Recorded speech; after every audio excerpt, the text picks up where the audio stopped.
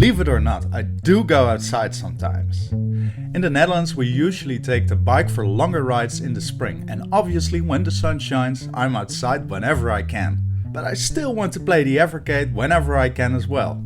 I got the firm update that was long overdue, and I love the look of the menu and the ambient sound effects.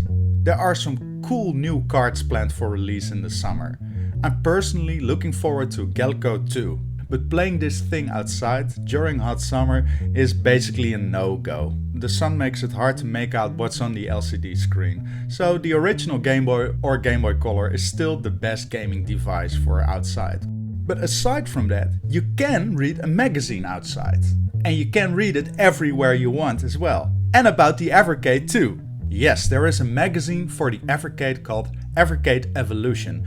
And these are some impressive books. It started as a Facebook group with enthusiasts for the Evercade, and it's basically a fan project. The amount of heart, thought, but also attention to detail suggests a much bigger endeavor. I was really impressed upon receiving my first paperback. It's a magazine that reminds me of the ones I used to read in the 90s, like Power Unlimited. It's almost cozy to read it, like you're part of a community. They maintain the professional look and variety, but it feels much more personal. The idea of starting a magazine about this retro-inspired piece of technology is something that will go down in history very well if you ask me. And if the Evercade ever blows up, people will want to read about the games like they did then. It's all in the exact spirit of what the Evercade is about. Physical media. You can buy a Kindle or a paperback edition on Amazon, and the best part is that the profits go to the Stroke Foundation. So it's a win-win right there. We take a closer look at the Kindle edition as if it were gameplay footage.